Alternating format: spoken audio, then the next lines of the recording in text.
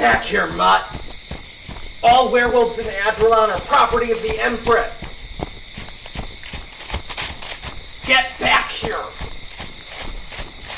Fuck! Got into vamp territory. We need to turn back, partner. Enjoy your freedom while it lasts!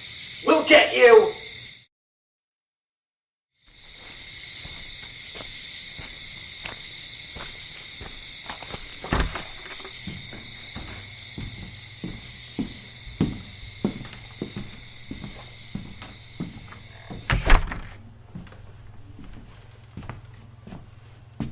Well now, I didn't expect a guest today. And not just any guest, but a werewolf. Welcome, little one. I assume you're from Adrelon, correct? Not many werewolves come from Relder. Not onto my land, at least. After all, Relder might not treat their werewolves right, but they treat them righter than Adrelon does. My land, yes. I'm the vampire lord Tristan. I was given this land by the Adreloan royals, so this part of the border belongs to me.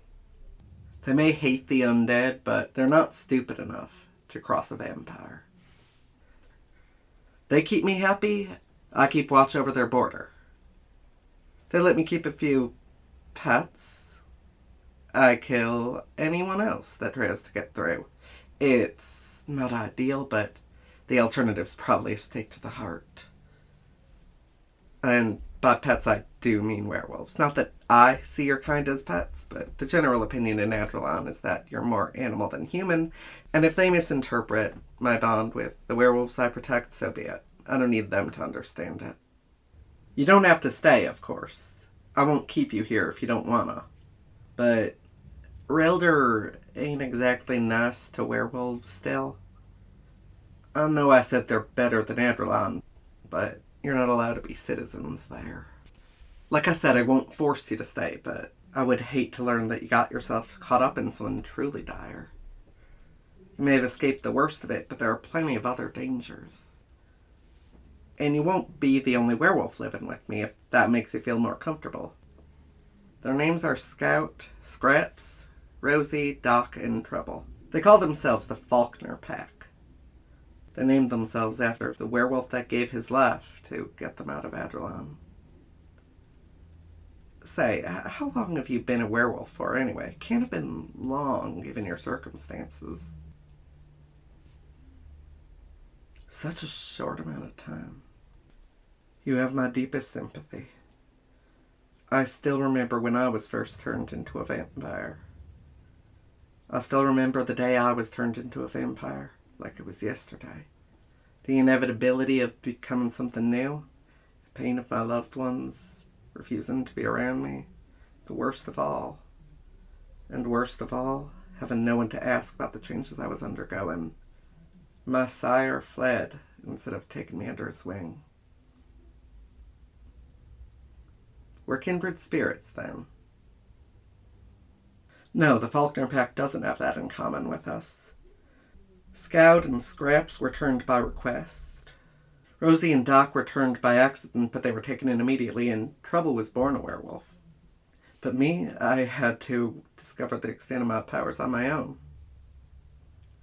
I had to discover my weaknesses the hard way. I doubt I'll ever know all of them. So I think I understand what you feel right now. The pack will teach you what you need to know, but I hope you feel comfortable coming to me if you ever need someone who's gone through this the way you have. Would you like to meet them now? I think they're upstairs, and they probably already know you're here. You smell strongly of blood, sweat, and wolf.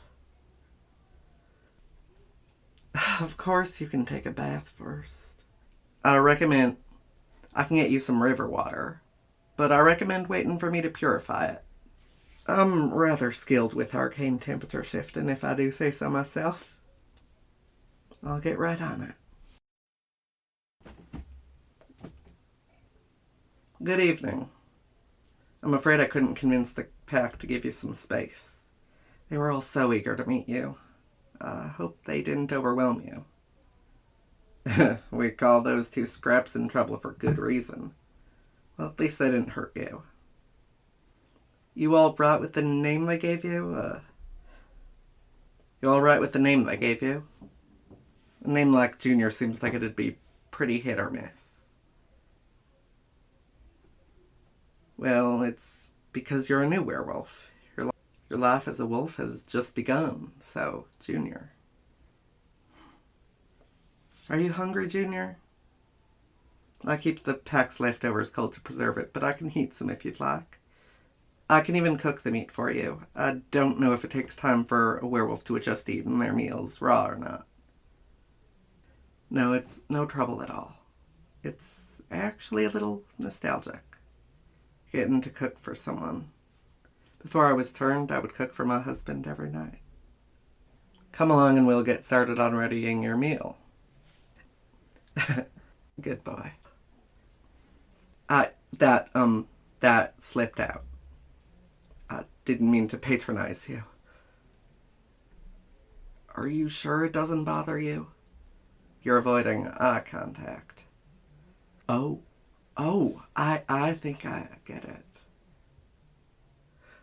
it. You're a lot like he was, you know. Sweet, shy, but I digress.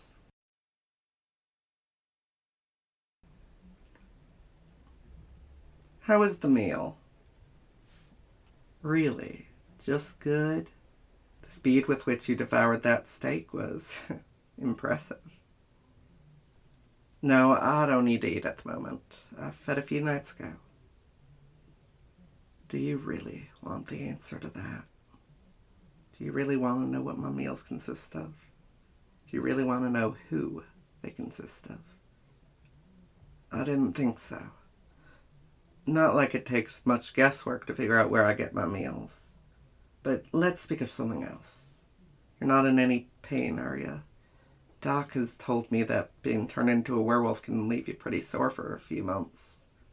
Alyssum flowers are useful as painkillers. I personally favor void poppies as a sedative, but that's only because I'm a vamp.